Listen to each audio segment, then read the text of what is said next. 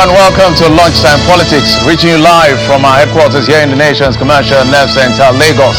I'm Jeffrey Uzama. Let's bring you the big stories we're tracking in the polity and in politics.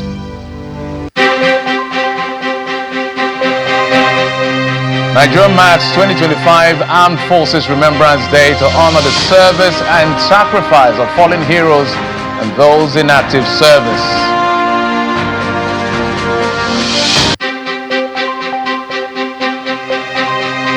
The House of Representatives says it will increase budgetary allocation to defense to boost productivity and performance of the force as the Chief of Defense Staff pledges support the oil and gas sector to improve production quota.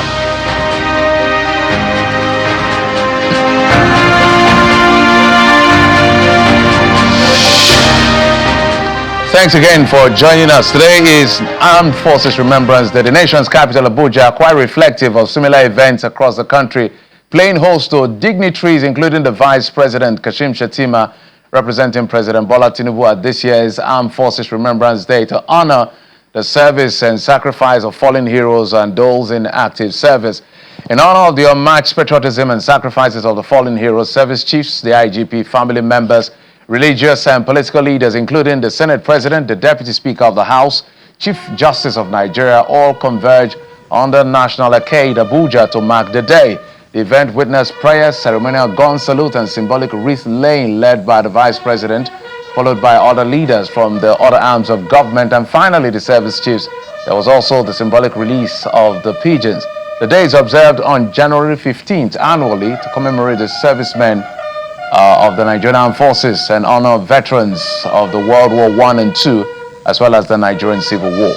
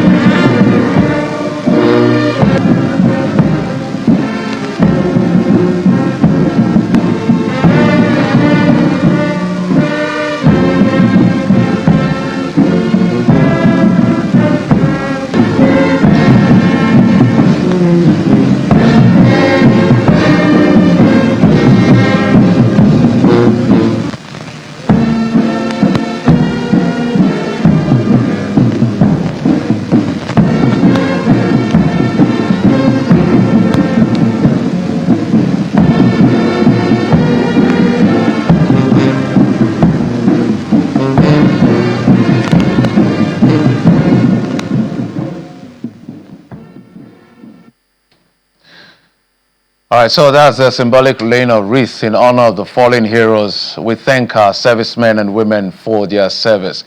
And away from that, let's talk about the resolve by the House of Representatives Committee on Defense to increase the budgetary allocation to the Ministry of Defense. The committee made the decision when the Minister of State for Defense, Mr. Bello Matawalle, appeared before the committee to defend the ministry's 2025 budget proposal. Mr. Matawalle had pointed out that 50 billion allocated to the ministry in the budget is inadequate. Meanwhile, the Chief of Defense Staff, General Christopher Musa, is pledging that the nation's armed forces is working with relevant stakeholders to increase the nation's crude oil production to 2.2 million barrels per day. The first plenary session of the year in the House of Representatives is coming a day before the Armed Forces Remembrance Day, and the lawmakers are dedicating the plenary session to honor the nation's fallen heroes.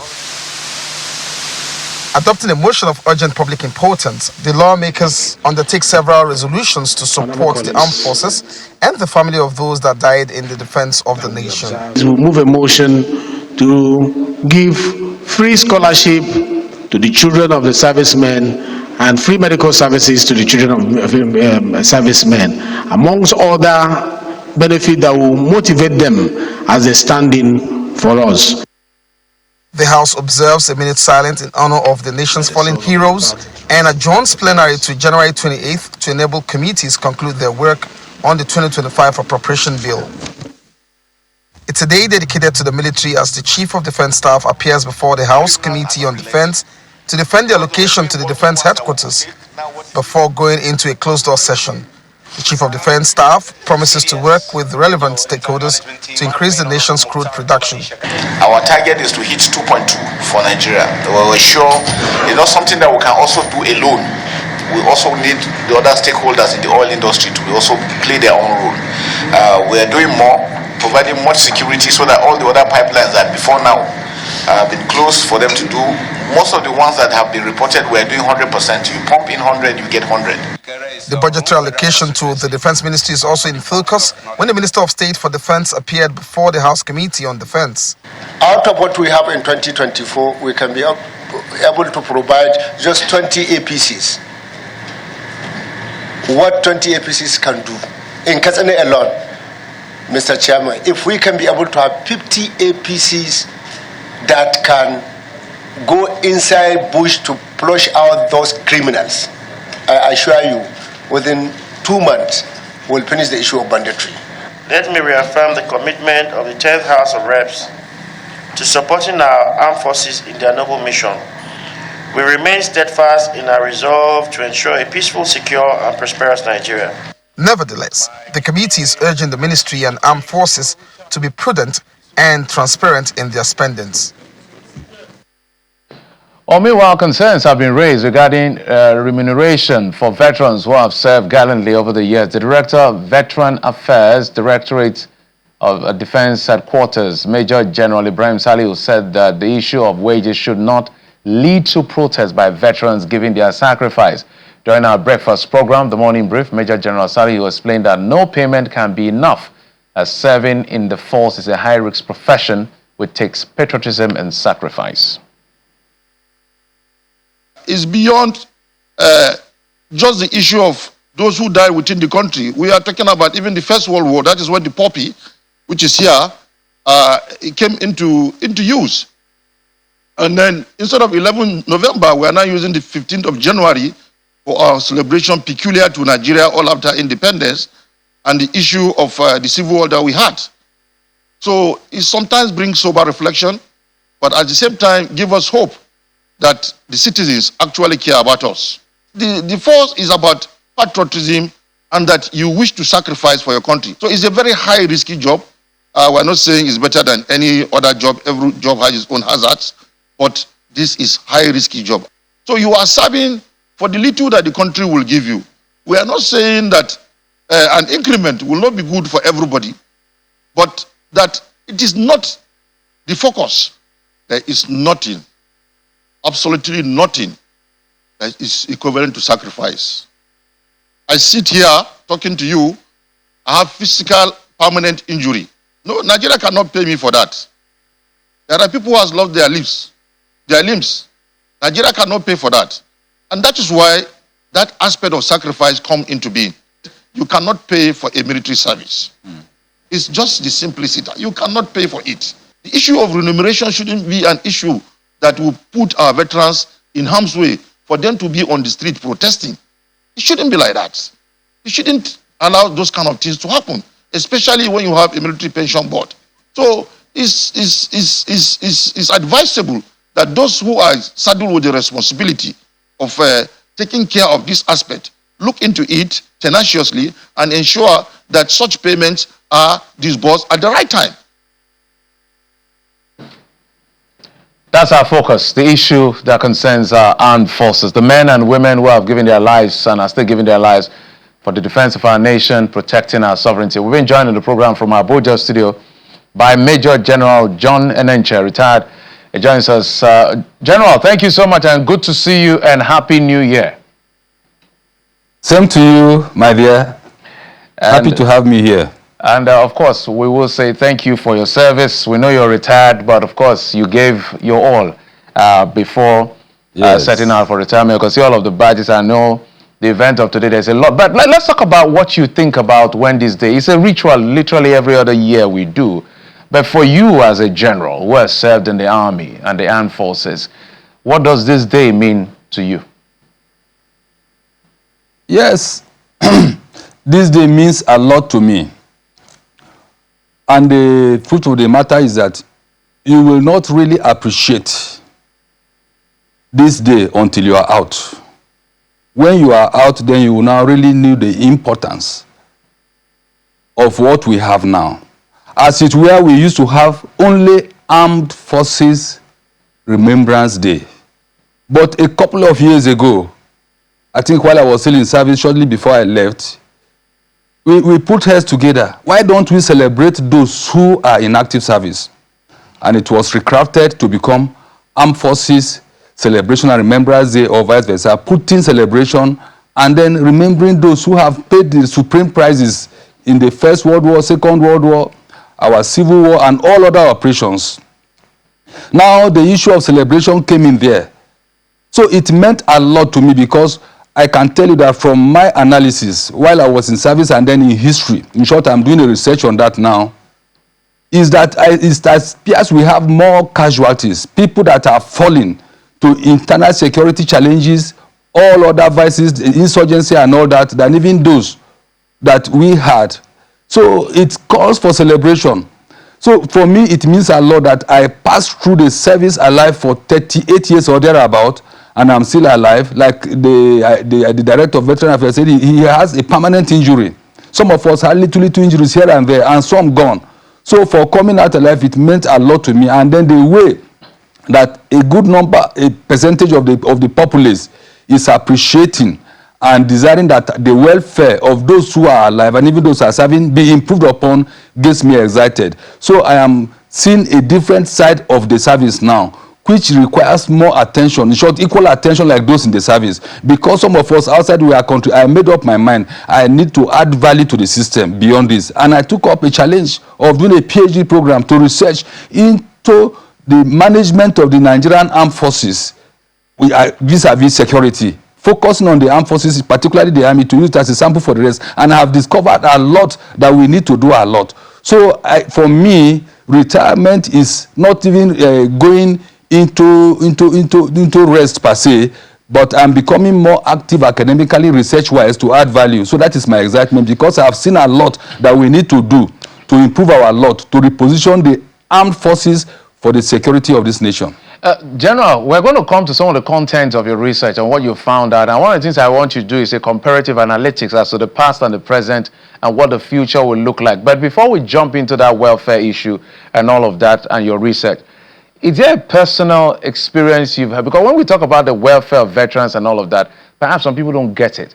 So sometimes, if we were speaking with Colonel Salami this morning, is the Secretary, Nigerian Legion, Lagos State Chapter, and he walked us through an emotional journey of his service to the country, and we literally had to stand up and celebrate and clap for him on behalf of everyone else. Do you have a personal story you'd like to tell us? Yes, I will tell you, because sometimes, not sometimes, most times, I always tell myself, if the country has spent so much on me for 37, 38 years, and I came out alive, I need to pay back. And paying back requires saying the truth where it needs to be told. As I speak to you, there is nothing God has not done for me and the country has not done for me to the best of their ability for this length of time. Why won't I tell the truth?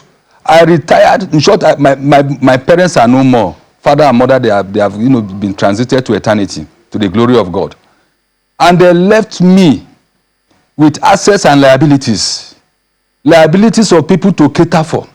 When I left my pension at my level, for me, I am somebody that I say godliness with contentment is great gain. It was a great gain for me, because I could be able to do my allotments to the village, to my relations and all that I'm still keeping, and to meet my religious obligation conveniently, to the truth of the matter. But that is as far back as last year, things began to change. And it changed because what my expenditure now exceeds what I get. That is my personal experience, which has not been very, very comfortable for me. I look at these people, they will make calls, I want 10,000, 20,000. You give them that money, is no longer enough. That is my personal and direct experience. It has not been easy for the last couple of months. And I know that other veterans may be feeling it in that way. So for me, when you talk about the welfare, I think something can still be done to ensure that the people out who have left the service, don't feel it so much. That is my personal experience, because now the number has even increased. Some people who are doing something in my place to go to farm became a problem. Most of them are depending on me now, and I cannot do that because, of course, thank God, I think my last child left school long ago. The last child I have at it is about 20-something years old now. Yeah, General, I do not want to. So that's my personal experience. Okay. I don't want to drag you into the economy, but are you talking about the state of the economy now affecting you? That whatever you're holding on to as pension and what you're getting after service is almost close to nothing? Is that what you're trying to say? No, what I'm saying, yeah, it's not almost close to nothing. It's still something. But I used to have change. I used to have balance. I used to have savings. At my level, I should have savings from my pension or for whatever I get. But as it is now, everything goes, and the tent making I do have to be joined. That is my experience. That's what I'm saying, and that is the truth of the matter. If you go and take my account, if I bring it up, Zenith Bank, where it goes, you will see the what do I call it, the deductions, the dispensation, the withdrawals, all that I do. So that is it. It's still okay. I thank God for it, because there are people who don't even have that. So let's talk about that welfare. I don't know whether you're going to allow us get to know how much your pension is. If you're privy to that, it's fine. But I know that the president had done an increment. Is it pension now or gratuity? I've forgotten what exactly it is. About $20,000 to top military hierarchy, the top echelon of the military in their retirement. I don't know what exactly are you earning, and what exactly would you like to earn? And from the general level to the people, if as a general this is your reality, I'm imagining what will be the reality of the man down the ladder. Okay, I will not be fair to mention the figure here, though the figure is here. I don't think I will not be fair to my other colleagues to mention that I received 10 naira, I received 1 million, this and that. But the thing that I will make a statistical analysis for you. Okay. Now, I used to fuel my car with about 50,000, 60,000 naira. It will take me for a whole month going to church and come back, and I cover 100 kilometers in a week or thereabout, midweek service and Sunday service. Now I fill it with 98,000 naira. So what does that amount to? And I'm still on the same figure since I left service. So you can imagine what it will amount to. I used to release about, for the whole of my people, my guards, they give me 1 orderly, 2 guards and all these people, I cater for them. With about, is it 400 or 500,000, per month as it were. And the thing has changed to almost twice. So, and the same, I still earn the same thing. So that is what I'm talking about. I thank God for what I'm earning, but that is it. That is the situation I'm in. So to give you a figure, there's an increment. Yes, I saw one increment, 81,000 naira that was paid last month. That one, the narration was not there. Normally our pay comes from CBN, only through the pensions board and all that. I don't know what that one stood for, 81,000 naira.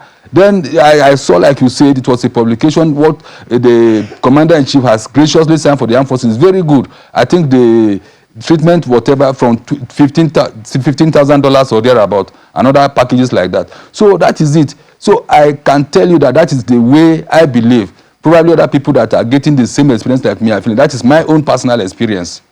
But now, all right, General. I hope it will change. Before I leave the issue of welfare, so I asked 2 questions in one. You have not answered the second part. So, remind me. Which has to do with what percentage of increase would you, if you were to be called by the president or the people in charge of this thing to say, let's have a conversation. Where do we go from here? This is where you are. What is going to be fair enough, given the paucity of funds in the system? What are you looking at? Okay, I'm like you people in the media. Let me put it, just 1 minute or 2 minutes. I used to go to market, like I told you, with 300,000 naira. That's market I give to my daughter who manages my house. Do this, do that, do that. But now it is 600, 650, 700. So what does that amount to? More than 100%. So in simple terms, is it possible? That's why we are being careful. If you want to make me to be as it were when I retired 2021 or 2022 or 23, you give me 100%. But is it possible? That is it. Okay. General, apparently the issue of welfare is an ongoing conversation, and I'm sure the people in authority, they are listening, and we expect them to take action. Let's talk about some other aspect before I let you go, which has to do with military-civilian relationship. The CDS, Christopher Musa, the general, had mentioned the fact that, and every other CDS and service chief has also said this, without the citizens, it's going to be a difficult one for the military or even the police to do their work. But we've seen recent incidents of mistaken bombing, accidental bombing, and all of these things happen. And sometimes there's a counter-denial. The military would deny and then later come to explain what happened, like the one in Sokoto, it was a secondary explosion. All of this, internalizing it, because we understand the issue of collateral damage. But there's been some consistency, at least in 2 successions, about 1 month apart. How can the military work differently to help in the military-civilian relationship for us to win this war against insurgents? Because if the people are feeling like they're becoming too much of a collateral damage in these spaces, it may be a difficult challenge. Yes, we can walk through that, through retraining and then looking at the equipment we have. Sometimes, let me say most times, when you talk about accidental discharges, weapon failure, it is not the human error.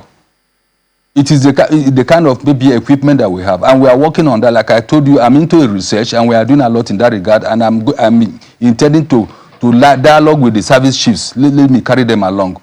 So the thing is that, and then in our media relations also, we need to improve our media relations, educate them, let them know that they are part and parcel of it. And at the same time, we, like I say, retraining of our troops, caution on their part, or as much as possible, ensure that they exercise maximum restraint, handling, weapon handling and all that. Of course, sometimes operational fatigue comes in. What I mean is that we need to be rotating our troops as at when due. When they are fatigued and all that, actions that online they wouldn't be able to, shouldn't take, can happen accidentally. So those are part of the whole thing. But more importantly, we need to carry the civil populace along, reaching out to them, winning their heart and minds through talking with them, reaching out to them, keeping them informed of our activities and all that, and let them see where we have our shortcomings and all that and understand with us. General, how can we, I know this is a very open-ended question, but we have to ask. You've had the experience, 38 years in the service. There's something we always will have to learn from you. You've been at the battlefront. How can we win this war? Because sometimes it's like we make a lot of progress and then boom, another thing happens and we start retrogressing. How do we win the war against insurgency? Yes, we can. For me, like what I am doing now, which like I told you, I have gone through, I took us back to 2020, up to 2025 for about how many years? 2010 or there, the year 2000, 25 years. And I went through to, like you said rightly, we will make progress and it's like it will be retarded, it will be nullified. What happens? Now, I saw in the media the other day the kind of equipment that these people keep bringing, the kind of, you don't even know where the support is coming from. The CDS product has something clear about funding and all that. So those are the areas we need to tackle to win. That is at the intelligence level.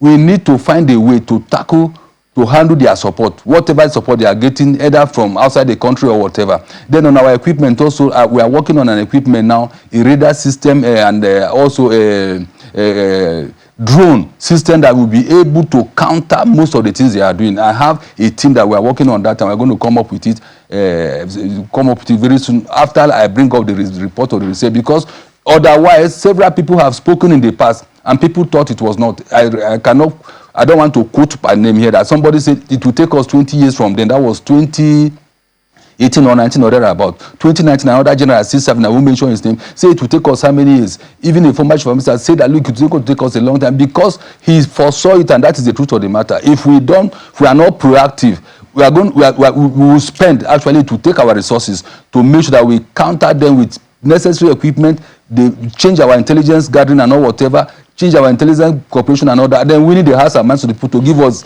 more information, accurate information on where these people are. And I believe once we do that, it's going to take us some time, I can tell you, because the time frame we brought out from my research and work we are doing is between 3 years to get an immediate result, and then 10 years. People may contest it, but if I'm permitted to bring the breakdown, you will see. So that is what I see us doing, so that we can now, begin to nip them, not at the board again, but at the center. I know that the CDS had granted an interview on international media, and when he was asked about that question, which I want to ask you, and which is right, I think it was a very critical statement he made, and you've made it in passing, but let's focus on it for a moment. Do you have an idea of some of the funding, where it is coming from? Or is it that the Nigerian government doesn't know, or we're just looking for a diplomatic way to work around this to ensure that it doesn't escalate beyond what it is? Because we spoke to some persons, and they are saying some of the weapons that even Lakrawa uses is more sophisticated in some sectors than some of the things our military is using in that particular some set of troops. So it's a question of funding. What can you say about the issue of funding terrorism in Nigeria? No, the funding from outside is what an individual. I don't have that intelligence. I don't even dream about it. But when you now do your analysis, come and see it this way. You capture a terrorist, you capture a bandit, and you see foreign currency on him. Did he come to the town to change from bureau de change? Somebody went to give him there, and then you see the supply constantly. You capture them in the north, is the same thing. You make your deduction. It points to the fact that they are getting the funding from somewhere. So that is it's as simple as that. You don't even need rockets. No, you don't need any like call it superior or divine knowledge, divine whatever to do that. So it has to be traced using our intelligence channel. We have all them all out there, the state service and among others, the NIA and all that. The nephew, they will track it. They should. That's with all a sense of the way I understand it, as it were. All right. Major General John Enenche, retired, former Director of Defense Information. Thank you, sir, for coming on the program, and thank you for your service. I wish you the very best as you continue to do this work that you're doing, even after service. Thank you, sir. Thank you, my dear. I appreciate it. Well, that's it on the program. Thank you for your time and company. I'm Jeffrey Uzama. Once again, we'll say to our men and women in service, thank you for your service, and for the families of those whose brothers and sisters are fallen, we thank you, and we ask that God gives you the grace to bear the loss of your loved ones. Thank you for your service. And that's it. Bye-bye.